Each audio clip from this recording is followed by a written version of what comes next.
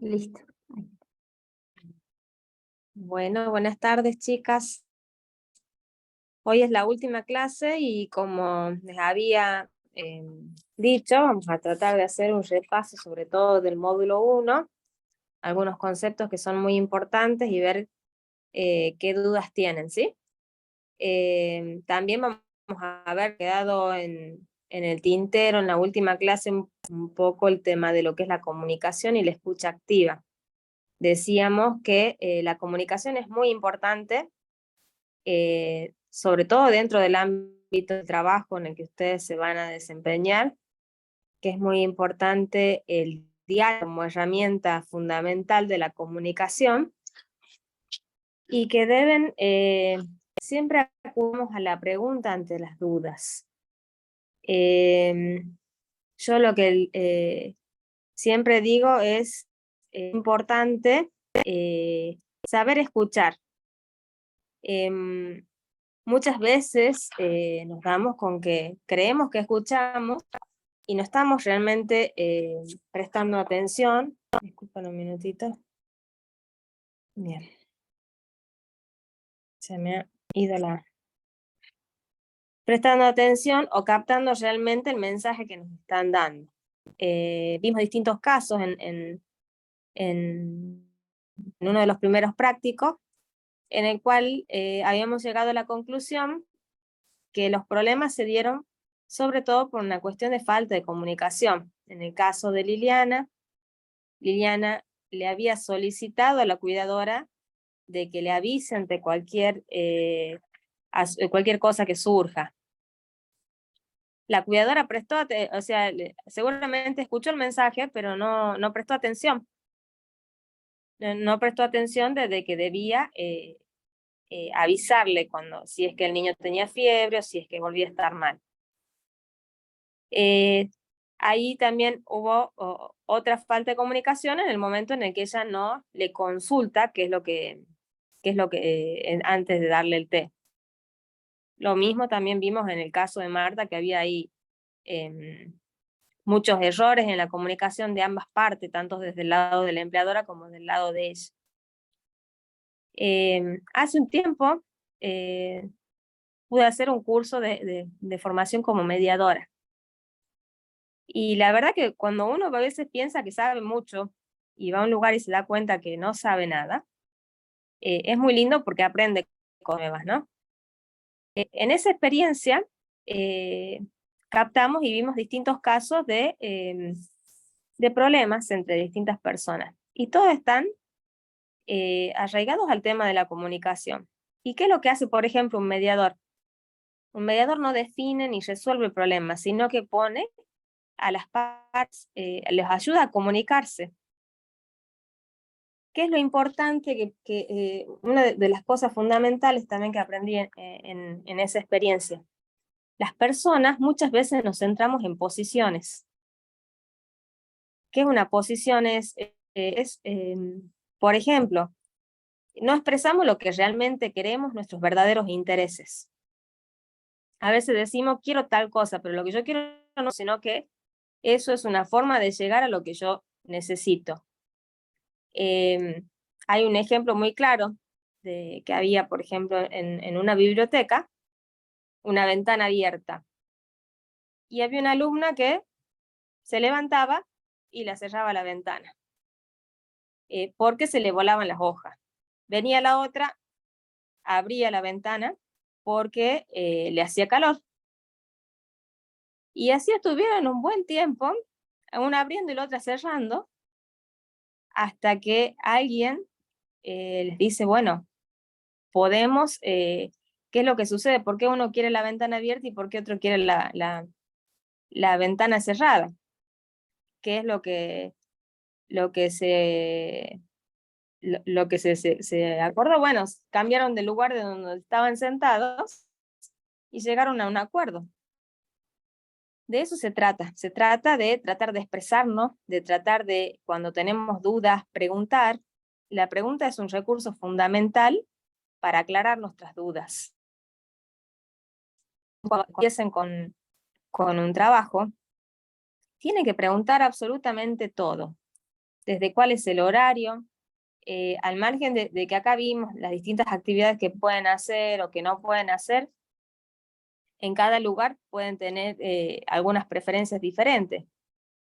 Habíamos hablado, por ejemplo, el tema del internet. En algunas casas los padres van a permitir que los chicos usen determinada tecnología, en otros casos los padres van a querer que ustedes bañen a los hijos, otros no, otros van a preferir que los chicos aprendan a bañarse solo, que ustedes estén como asistentes con la ropa o con otras cosas. Pero hay que preguntar todo, en lo que tengan dudas, tienen que ir preguntando. Y de eso se trata la comunicación. Una buena comunicación efectiva mantiene y cuida las relaciones. Y le va a pasar, por otro lado, la comunicación con los niños o niñas a los que estén a cargo. Que a veces la comunicación con niños es diferente a la comunicación con los mayores, porque los niños no siempre saben expresarse. Sobre todo cuando son muy pequeños, ellos a veces se expresan a través del llanto, a través de un capricho, a través de alguna forma de llamar la atención. Y ustedes tienen que tener la habilidad de alguna forma ganarse su confianza y hablarles. Siempre que ustedes detecten que hay alguna reacción del niño, siempre tratar de ponerles nombre a las cosas, a la emoción, si están enojados, si se sienten mal, si hablarle. Y de esa forma se da apertura, digamos, a la comunicación. Le damos lugar a que ellos aprendan a expresarse. Es un proceso de aprendizaje que ellos también tienen y en el cual se van generando también la confianza con ustedes. Y también, cerrando lo que era el módulo 2, teníamos la expectativa. En la página 186 hay un cuestionario, que esto no es para que lo hagan ahora, sí se los voy a leer, porque es una autoevaluación que les va a servir a ustedes para ver si realmente son buenos escuchadores. Decíamos que la escucha activa, no sé si llegué a ponerles el ejemplo, pero muchas veces tiene que ver con estar atento a lo que te dicen. Dentro de la comunicación, no solo tenemos que escuchar con los ojos, también tenemos que ver. Veíamos que dentro de la comunicación tenemos herramientas que son no verbales, como el tono de la voz, como las manos, como los gestos, que nos pueden decir un mensaje contrario a lo que la palabra nos indique, ¿sí? Yo puedo decir, estoy re bien, y te puedo decir, estoy re bien, como con duda, o sarcásticamente, o expresándome de un modo que quiero decir lo contrario. Bien, le decía las páginas 86. Y esto, a medida que yo la voy leyendo, ustedes vayan haciendo su autoevaluación. ¿Se desconecta mentalmente cuando se abordan temas desagradables o conflictos para usted? ¿A qué se refiere esto? Muchas veces estamos en una conversación y de pronto toman a un tema que ya me tiene re cansado, y ustedes vuelan, se desconectan. Se concentra en lo que la otra persona está diciendo, aunque no esté realmente interesada o interesada. Pasa muchas veces también que a veces estamos conversando con alguien y nos está diciendo algo que la verdad que no, o tenemos la cabeza en otra cosa, o estamos pensando que iba a pagar alguna boleta o hacer alguna gestión o alguna otra cosa, y no estamos realmente escuchando lo que la persona nos está diciendo. Tal vez no nos interesa mucho, pero no estamos siendo un escuchador activo. Asume que ya sabe lo que la otra persona va a decir y deja escuchar o la apura. Muchas veces también pasa que estamos en una conversación y de pronto dicen algo que nosotros ya sabíamos. Entonces tenemos la costumbre o de apurar o de interrumpir y no dejamos que la otra persona termine de expresarse. A eso se refiere. ¿La gente se desplaya o distiende cuando habla con usted? eso también es, no es que se estén evaluando ustedes, sino da un síntoma de que a ver si es que ustedes generan confianza o dan lugar a que la otra persona se exprese y hable. En una discusión, escucha atentamente y deja terminar sus argumentos a la otra persona. ¿Qué tan seguido interrumpimos cuando estamos en una discusión lo que está hablando otra persona para que no se nos vaya la idea, por ejemplo? Escucha sin cerrarse a las personas o las enfrenta o contradice. Muchas veces es importante dejar que la otra persona termine de hablar para recién hablar, porque cuando nosotros interrumpimos no estamos siendo un buen escuchador activo, no estamos terminando pensamos que ya sabemos lo que nos quiere decir y damos por obvia ciertas cosas. A eso es lo que se refiere. O sea, muchas veces interrumpimos y digamos, o no tenemos, o le tenemos cierta idea a la persona y no dejamos que redondee. Se nos cerramos a la persona, uy, si esta persona ya sabemos qué es lo que nos va a decir, siempre dice lo mismo, por ejemplo. En una reunión formal, pregunta abiertamente el significado de las palabras que no comprende. Prepara la réplica en su cabeza mientras la otra persona está hablando. Eso se da muchas veces en un ámbito de una discusión o que está un tema de por medio, que la otra persona está hablando de algo y nosotros ya vamos pensando qué le vamos a contestar. Cuando nosotros vamos haciendo el ejercicio de qué le vamos a contestar, muchas veces no estamos prestando del todo atención lo que nos está diciendo, sino nos interesa más que escuchar hablar. Aparenta estar atento o atenta aunque no lo esté. Piensen en otras cosas mientras la otra persona habla. Es muy similar al principio, cuando decíamos que nos desconectábamos, ¿no? A veces salen otras cosas en la cabeza, cosas que tenemos que hacer. Nos acuerdo de pronto que a tal hora teníamos que hacer y nos apuramos un poquito. Se pone en el lugar del otro u otra. Eso es muy importante, porque eso nos habla de la empatía, ponernos en el lugar del otro. Y ponernos en el lugar del otro nos ayuda a entender la postura del otro. Nos va a sacar más de la posición y entender los intereses de esa persona. Sobre todo con los niños, cuando nosotros nos llegamos a poner en el lugar del niño, pero no yo en su lugar con mi edad, yo en su lugar con la edad que tiene ese niño, con lo que puede interpretar, con las circunstancias que está viviendo, con algo que le puede parecer una tontera, pero puede ser una gran frustración para ellos. Nosotros los grandes somos más prácticos, resolvemos las cosas de otra forma. Los niños a veces hay cosas pequeñas que son el mundo para ellos. A veces pierden un juguete, pierden algo que o no lo encuentran y se enojan o manifiestan las cosas de otra forma porque para ellos es su mundo quizás. Antes de dar una opinión o un consejo, hace preguntas y alienta a la otra persona a que explique en profundidad. Escucha solo lo que le interesa, borrando partes del mensaje de la persona que habla. Hoy en día, y hay algo que está bastante común, pero también tiene que ver con el ritmo acelerado con el que vivimos.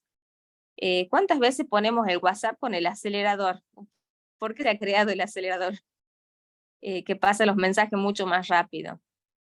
Porque realmente queremos escuchar, pero no nos interesa estar tanto tiempo, sobre todo en los mensajes que son largos, ¿no? O sea, no perder el tiempo escuchando a la otra persona. Mira a la otra persona que está hablando, o sea, mirarla es muy importante por lo que hablábamos de el mensaje no verbal, de los gestos, de las otras cosas que nosotros podemos obtener de la conversación. Se concentra en el sentido de lo que escucha por encima de la forma de expresión o el aspecto de la persona que habla. Por ejemplo, a ver si estamos fijándonos en si la persona tiene las manos limpias, las zapatillas sucias o si está peinado o despeinado. A veces nos distraemos con cosas que no son en sí el sentido de lo que se está hablando, ¿no? Y todo, bueno, todas estas preguntas son, no voy a hacer yo, sino era que las hagan ustedes de manera introspectiva, para realmente evaluar si son unos buenos escuchadores activos. Y es muy bueno tratar de mejorar en esto, ¿no? Van a ver que en sus relaciones familiares, en sus relaciones de trabajo, hasta con sus amigos, cambia mucho cuando uno aprende a ser un buen escuchador activo. Y también es agradable para ustedes estar con personas que realmente presten atención o se interesen por lo que ustedes hablan, ¿no? No sé si es que alguien tiene alguna otra duda o quiere aportar más algo al respecto. Bueno, ahora yo estuve avanzando con el tema de las calificaciones de los trabajos. La verdad que es un poquito más lento de lo que yo pensaba, porque no es solo ir viéndolo, sino subirlo en el sistema y ir cargando cada una de las devoluciones. Em, pero sí observé que hay muchos conceptos que no están del todo firmes de la primera clase, que es de los derechos, de tus derechos laborales. Yo le quería hacer un pequeño repaso del PowerPoint y de ahí analizar bien cuáles serían las respuestas correctas del verdadero falso. Ya luego de esta comisión prácticamente subí todas las correcciones, me deben quedar un par. Hay algunas personas que me subieron el trabajo, pero no los puedo abrir. Creo que hay 2 o 3 casos que yo les puse en la devolución porque aparece en blanco, o no se ve, o me sale una sola hoja. Yo les doy un repaso rapidito y me detengo un poquito en lo que está en el práctico, así analicemos por qué la respuesta es correcta o incorrecta, ¿sí?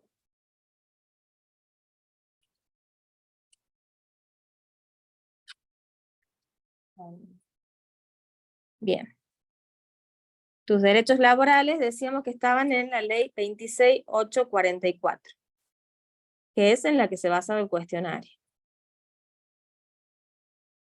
Esta ley se aplica a las trabajadoras que realicen tareas de limpieza, cocina, cuidado y asistencia personal en adultos mayores o niños. Acompañamiento a miembros de la familia que convivan en el domicilio del empleador o realizando cuidado no terapéutico de personas enfermas o discapacitadas. Ahí teníamos la primera pregunta del verdadero o falso. Dice, ¿considera que el trabajo de casas particulares solo incluye tareas de limpieza y cocina, que sería la 1 y la 2, y no las de cuidado de persona? Entonces sería falsa. ¿Por qué? Falso. Porque acá estamos viendo que sí incluye el cuidado y asistencia de personas, ya sea adultos mayores o niños. Porque si no, también si lo vemos de otro punto de vista, no tendría sentido que analicemos una ley en la que ustedes no estarían incluidos. Después, ay, perdón, se me fue.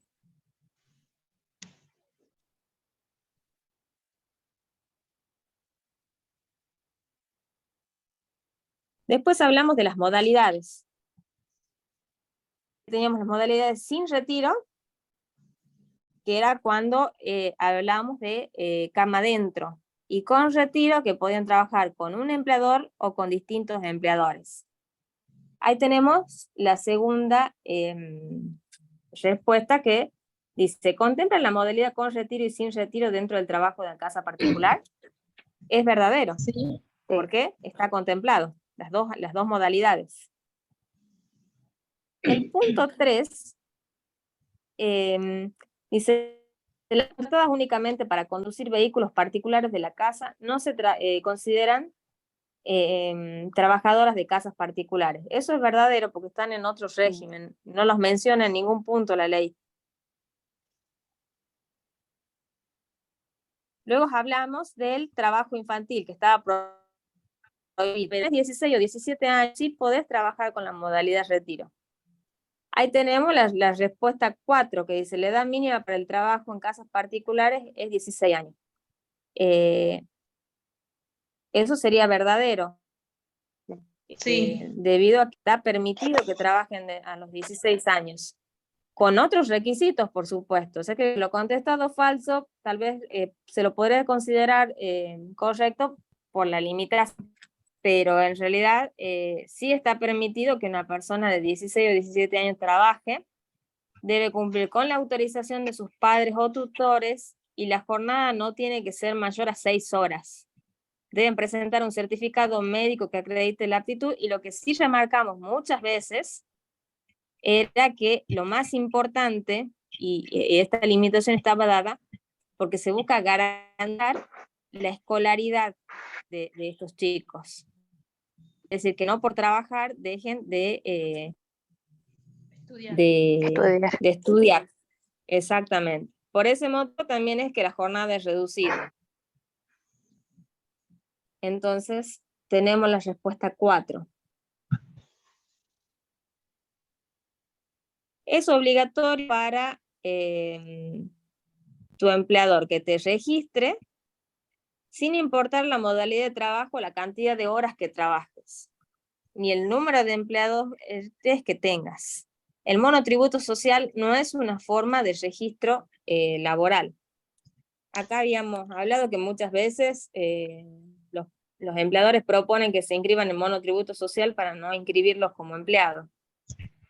Pero eso no era una forma de registro. No los está amparando ustedes como trabajadores. Después hablamos de las distintas asignaciones que había, que estas no se pierden por el hecho de estar en blanco. Ajá. Hablamos de la jornada laboral permitida, que era de 8 horas diarias o 48 horas semanales, con un máximo de 9 horas diarias. El descanso nocturno de 9 horas. También tenemos una pregunta que dice acá la número 6. Me salté la del riesgo de trabajo, que no, justo no está en esta firmina, pero sí está más abajo, que es una obligación del empleador proporcionar, digamos, la RT o un seguro. Acá en el práctico está puesto como el empleador no tiene la obligación de proporcionar. Entonces es falsa, porque sí. Sí. Imagínense, en realidad, para este y para cualquier trabajo, cualquier empleador es una obligación que tenga una RT, una aseguradora de riesgo de trabajo. Que eso los cubre a ustedes, no solo por si tienen un accidente en el trabajo, sino que además los protege en el trayecto, desde sus casas hasta el trabajo. Entonces, supongan que ustedes vayan en bicicleta, en auto, caminando y tengan un accidente y se demuestra que estaban yendo al trabajo o volviendo al trabajo, la aseguradora las tiene que cubrir. Ustedes están aseguradas. Eso es muy importante. Y si no estuvieran aseguradas o si no hubiese pagado el empleador, tendría que hacerse cargo porque es su obligación. Bien, acá hablamos del descanso nocturno. La pregunta 6 dice, el personal sin retiro tiene derecho a un reposo diario nocturno de 9 horas consecutivas como mínimo. O sea que esa es verdadera. Verdadero. Bien. Después, bueno, acá había otras cuestiones respecto a las rutinas, las voy a leer para que las repasemos. El descanso de 3 horas entre las tareas de la mañana y de la tarde, el descanso semanal, que debía darse desde las 13 horas del día sábado hasta las 24 del domingo, y que en el caso del personal con retiro, deben existir por lo menos 12 horas. Es decir, que si ustedes trabajan hasta las 9 de la noche, no tendrían que entrar antes de las 9 de la mañana. Bien. Seguimos con las firminas a ver si hay alguno. Bueno, acá están los salarios mínimos vigentes disponibles y justo viene también la pregunta 8 que dice, en las casas particulares tienen derecho a un salario mínimo. O sea que sería verdadero, porque existe una escala salarial que las protege, ¿sí? Y estas son las páginas donde ustedes pueden entrar el el salario mínimo. La pregunta 7 decía, el personal de las casas particulares debe cuidar las cosas confiadas a su vigilancia y diligencia. Algunos han contestado falso. Esta es más también una pregunta quizás desde una... Imagínense ustedes que su empleadora les da una cierta, o sea, les abre la casa.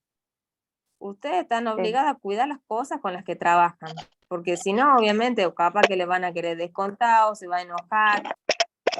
Imagínense, por ejemplo, los niños tienen juguetes, una cosa se le caiga, se le rompe, pero ustedes deben prestar atención del cuidado de las cosas que tienen su trabajo.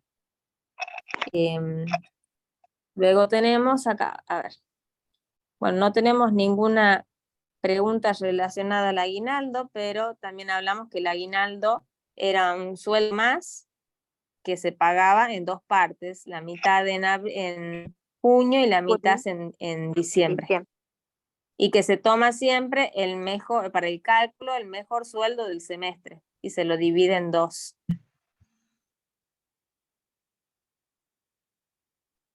Las vacaciones. Había una pregunta que decía, en la número 9, tienen derecho a vacaciones pagas a partir de los 6 meses trabajados. Verdadero. Es falso. Si ustedes observan acá el primer caso, vemos acá, hasta 6 meses trabajados, o sea que estamos hablando de menos de 6 meses, se calcula un día de vacaciones por cada 20 días trabajados. ¿Eso qué quiere decir? Ustedes tienen derecho a vacaciones a partir de los 20 días trabajados. ¿En qué cambia de los 6 meses a los 5 meses? Que ya se cuenta un esquema diferente. Si ustedes pasan los 6 meses, ya directamente son 14 días corridos, independientemente de la cantidad de días que hayan trabajado.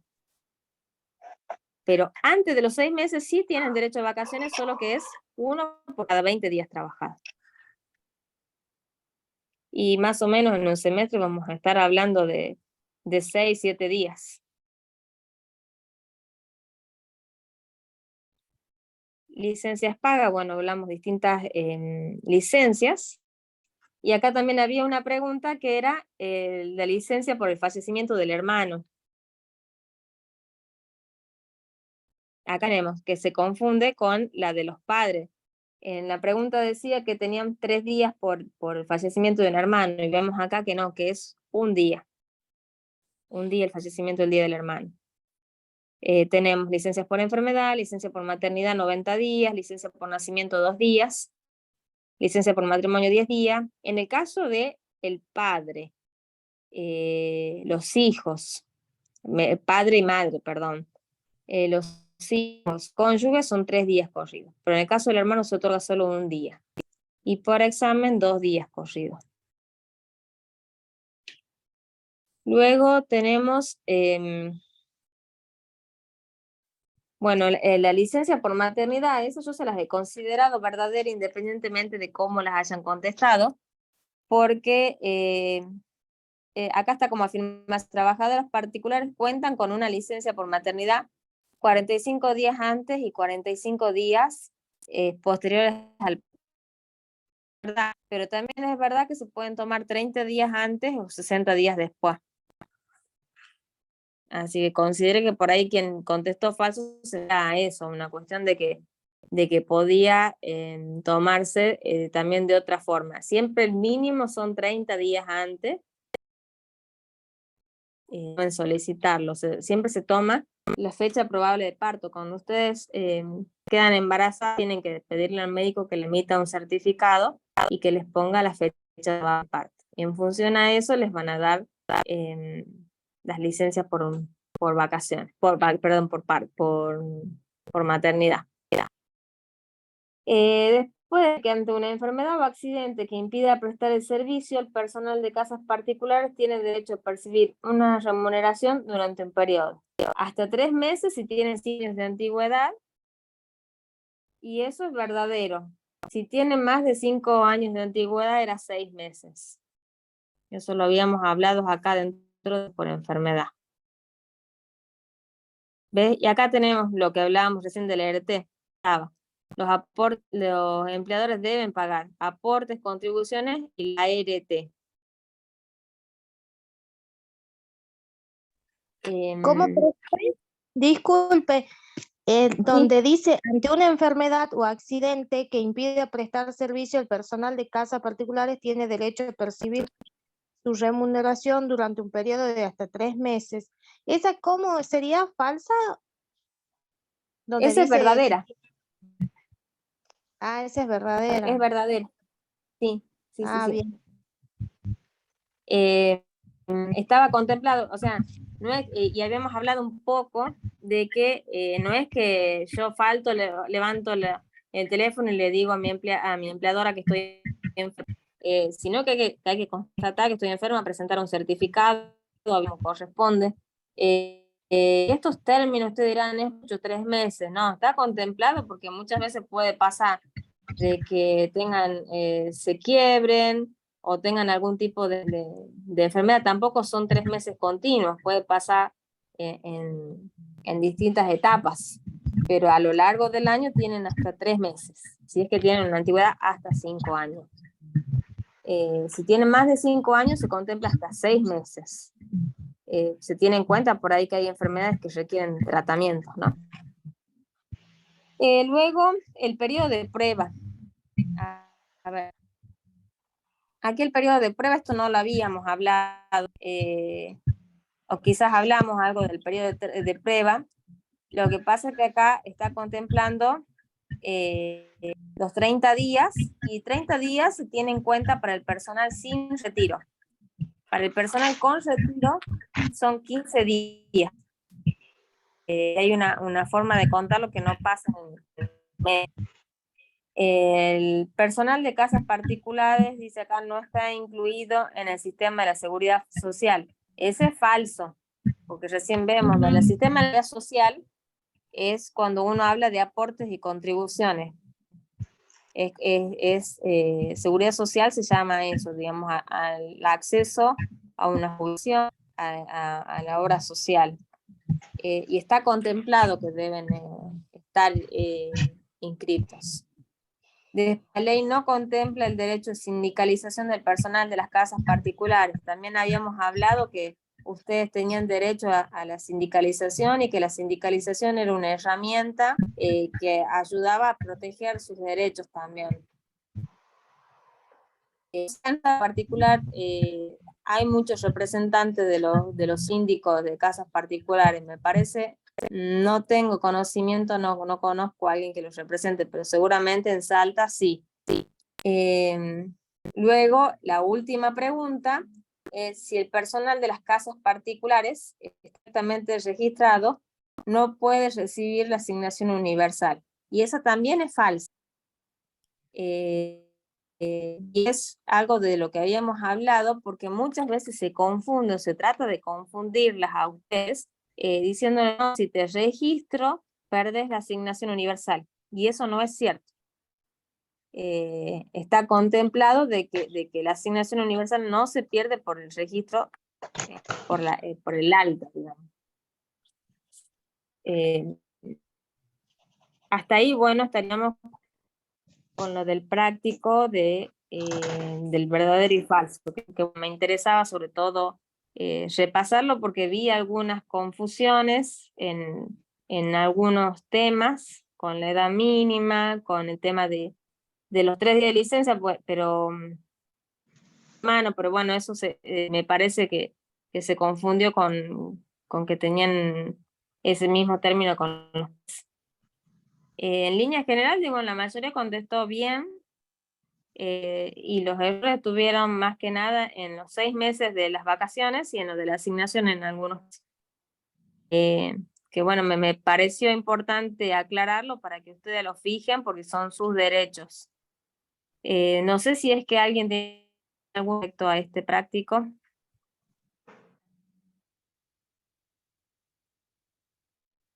Bien. ¿Cómo, profe? ¿Tienen alguna otra duda respecto a este práctico? No. Bueno, Bien. De los otros prácticos que les he dado no. ayer, bueno, el fue el de Marta, Susana, Liliana, perdón, Marta, Ana y Liliana, que ya casi todos lo entregaron. Que en general he visto bien las respuestas. Yo mucho lo dejé al criterio de ustedes, que me interesaba, sobre todo ver su postura, ¿no? Sí, cabe aclarar que es importante dentro de la definición del rol del empleador, perdón, de ustedes como cuidadora, que sepan no confundir, no confundir. Muchas veces sucede que los padres no dan potestades o que directamente nos entregan, nos encomiendan el cuidado del hijo, y eso a nosotros nos genera confianza para tomar determinaciones. Pero como hablábamos recién, el tema de la comunicación, siempre hay que tratar de preguntar cuando sea algo que no es habitual, cuando no sea un planteo normal ni una cuestión habitual del niño, consultarlo. Tenga que ver con temas de la alimentación, cuando tenga que ver con lamentos, o en caso de accidentes, de golpes, de cualquier cuestión, poner en inmediato conocimiento a los padres. Eso también, ustedes como cuidadores deben velar por la seguridad de los chicos, pero no manejan un criterio propio en todo, sino que basarse en la relación que tienen con los padres. De esta forma, digamos, se mantiene una buena comunicación.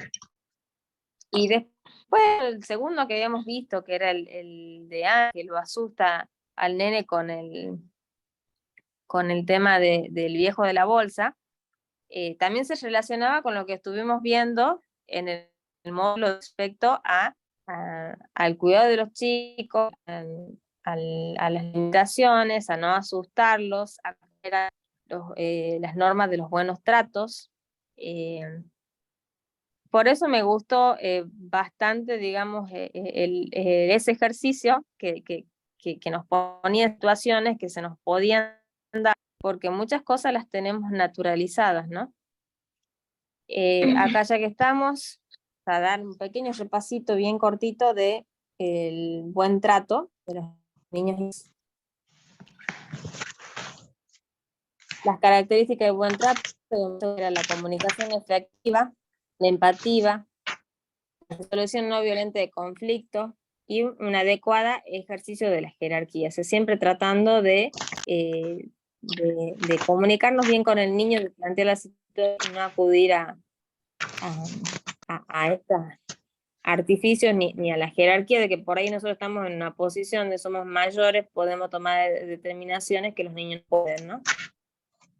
¿Y qué era importante para poner en práctica en el buen trato? Bueno, mantener el autocontrol emocional.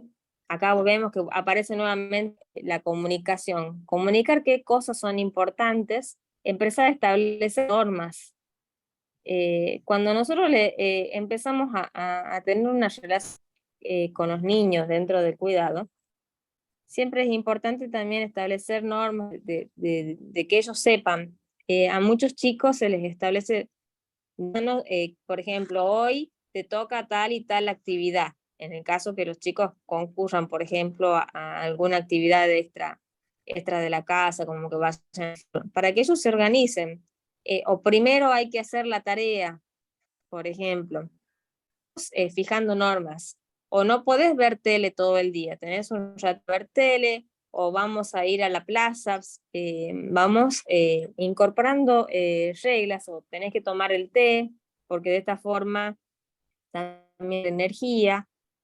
También hablamos que las limitaciones eran bueno ponerlas dentro de lo que era marcando el cuidado, que los chicos vean como una protección, como que está cuidando y que es una forma de protegerlos.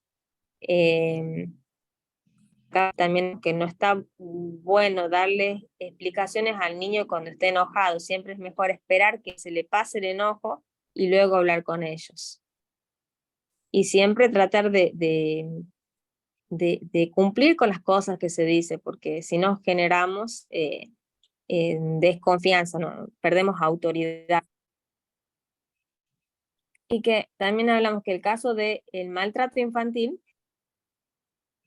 eran carencias por parte de los padres, de las madres, con las cuales se afecta el desarrollo físico, psicológico, afectivo y moral.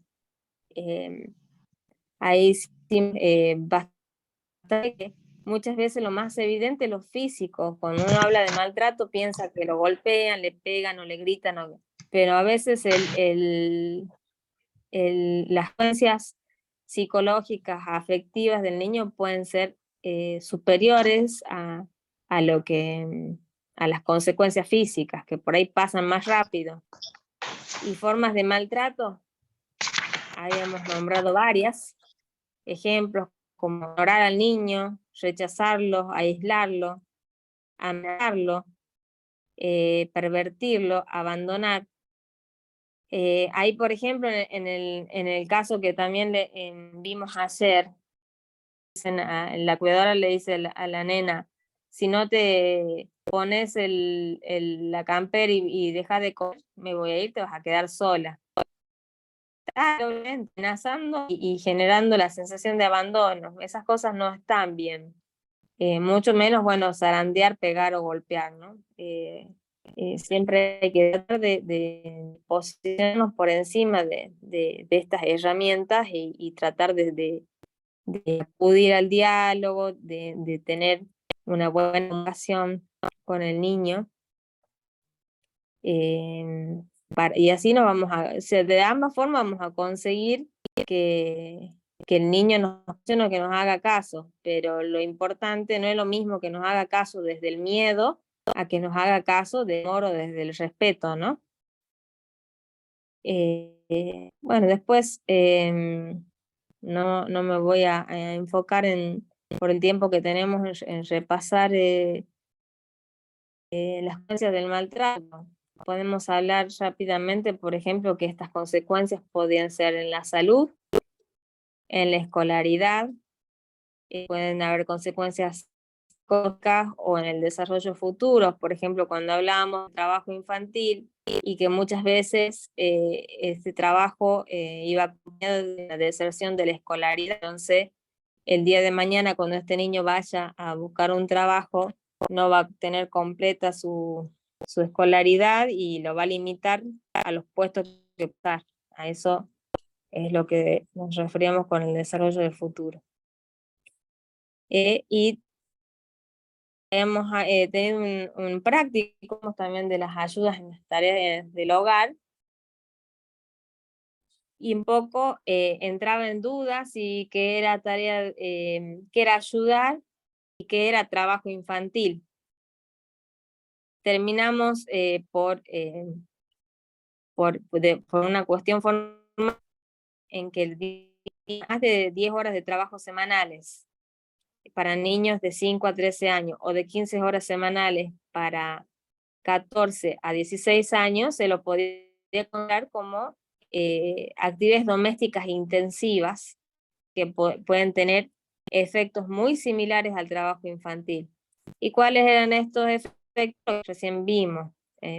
Afectar su escolaridad, su salud, que era importante inculcarle a los chicos que ayuden en la casa, que es responsable, pero la diferencia entre ayudar y ser responsable está en que ayudar se hace esporádicamente y de corta duración. Hablábamos, por ejemplo, ayudar a poner la mesa, recoger sus cosas, a guardar sus juguetes, a mantener su cuarto en orden.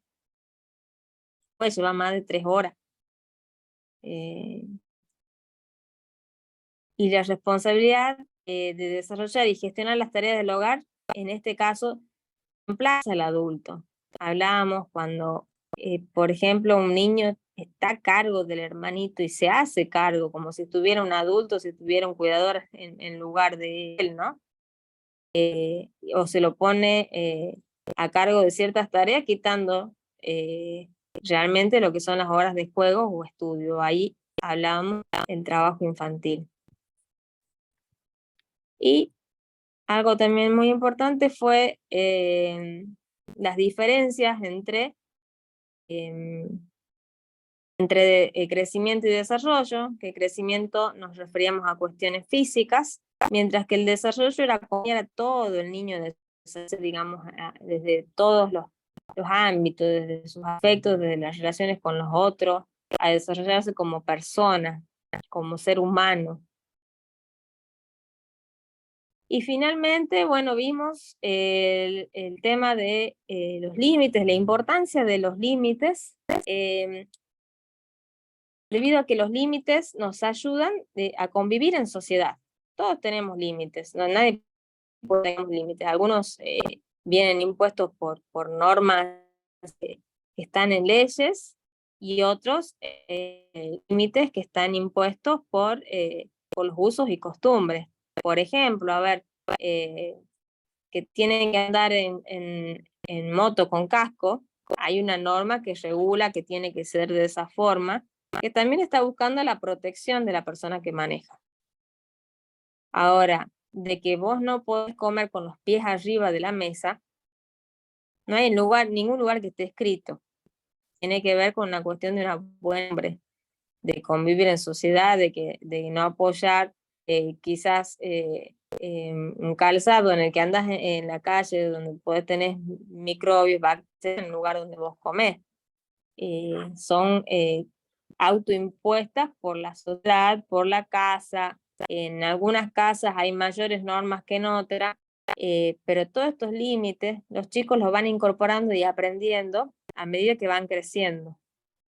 Muchas veces van a ver que a los chicos chiquitos se pide que no coman en la mesa, hasta a medida que se van adaptando, comen en un horario distinto al de la familia, y a medida que van creciendo se van siendo más rígidos porque ellos van aprendiendo.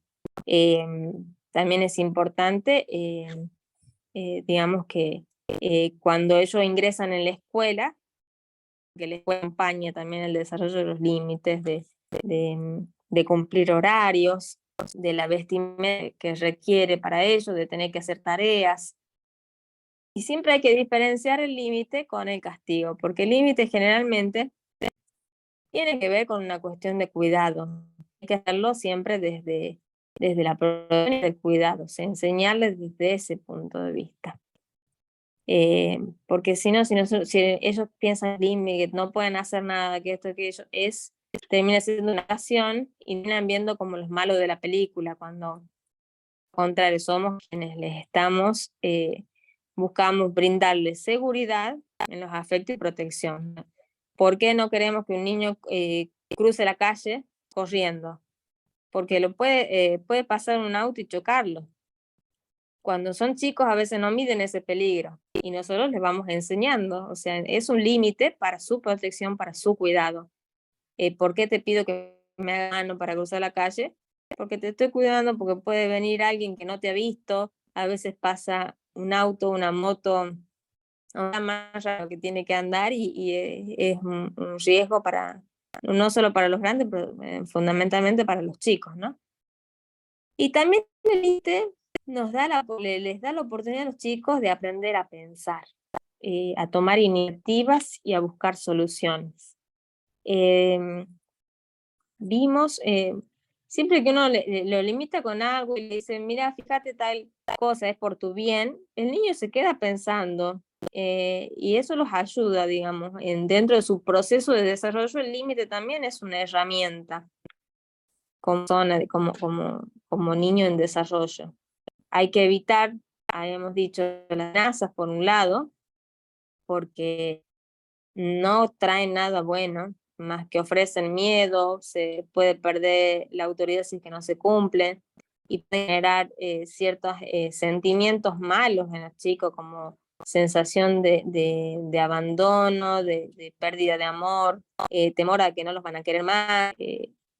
Cuántas veces les dicen a veces, no te voy a querer más si vos no me haces caso. Y los chicos lo toman en serio, o sea,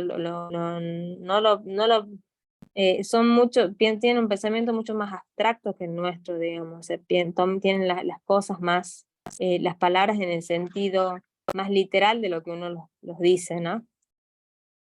Y las penitencias y castigo también, no es una limitación. cuando nosotros desvalorizamos el niño, cuando lo hacemos sentir una mala persona, cuando va acompañado de una palabra ofensiva, ahí le estamos ocasionando un daño que lo hace sentir desvalorizado, humillado. No es lo mismo decir, existe tal regla que si vos no haces la tarea, no podés salir a jugar. Una penitencia, un castigo. Es un límite. Una penitencia, un castigo, por ejemplo, que yo te diga, bueno, te vas a ir a dormir a la cucha de los perros. Por decirlo, o hacerle sentir, sos una mala persona, sos un mal hijo, sos un mal niño, no te portás bien, o sea, cuando va acompañado de desvalorar al niño. Y es muy importante trabajar el autoestima de los chicos. La sugerencia siempre, bueno, era esto de actuar en forma clara, seguros, de explicar el por qué. Tratar de evitar hablar cuando el niño esté enojado, para que nos realmente. Tratar de ayudarlos a poner las palabras a sus deseos o emociones. Y sobre todo, bueno, hacerlo a través del respeto. Hacer opciones. Esto es muy importante, establecer los acuerdos entre las personas adultas que todos vayan en la misma dirección. Que es que se le pone un límite a un niño, todos los que están en la casa o que están bajo su cuidado actúen en la misma forma, que no tenga contraindicaciones, porque si no, el niño va a estar en un tironeo que no va a saber para qué lado ir. Y mantener las normas de manera constante. En el trabajo que yo le subí, fueron dos hitos sencillos. Uno, les propuse que ustedes vean como cuidadoras de un niño o niña de 6 o 7 años y que piensen 5 actividades que harían con el niño, lo que ustedes mente. O sea, no es más y menos que ponerlas en el lugar de lo que ustedes quieren ocupar, ¿no? O sea, ¿qué harían si hoy a cargo de, que seguramente muchos tienen experiencia en esto? El otro práctico es de los límites, hablar qué es un límite, para qué sirve y cuáles son las dificultades que tenemos a veces en imponer un límite. Por ejemplo, lo que estamos hablando acá, la limitación de que todas las personas actúen del mismo modo, de que a veces problemas con la comunicación, el estado de enojo de un niño, hay muchas cosas que nos pueden generar complicaciones en el momento en que vamos a poner un límite. A eso es lo que se refiere el práctico. Yo simplemente quiero que me pongan con sus palabras, no quiero nada técnico ni particular, ni que estén buscando ninguna bibliografía, sino que de los que a ustedes les ha quedado lo expresen con sus palabras. Bueno, chicas, hasta acá llegamos. La verdad que ha sido más que un gusto tenerlas en mi clase. Es una comisión muy linda, hermosa en los trabajos, las veo muy interesadas en seguir esta profesión, por decirlo de alguna forma, y deseo el mayor éxito en lo que emprendan, y bueno, sobre todo en el curso, ¿no? Ahora nuevas etapas que quizás sean un poco más prácticas, más técnicas del cuidado en sí, y espero que sea de muchísima utilidad. Bueno, estoy a su disposición para cualquier consulta que necesiten. Yo voy a tratar hasta el fin de semana de terminar de corregir los trabajos que están subidos, y quienes han tenido alguna dificultad, fijen por favor en las devoluciones, porque ahí les estoy poniendo yo que no se ve o que necesito que lo vuelvan a subir, ¿sí? Si no, vamos a hacer de interlocutoras para que nos ayuden. No sé, Anto. Sí, Caro, sacamos la captura de pantalla, así ya, Perfecto. ya terminamos. Entonces, las que puedan prender sus cámaras, prendan, y ahí vamos con la captura. A ver, ahí vamos. Bien, ahí tomo. Ahí está, listo. Bueno, Bueno, gracias. Chao. bueno, que estén bien. Chao, chicas, nos profe. vemos. Chao, chao.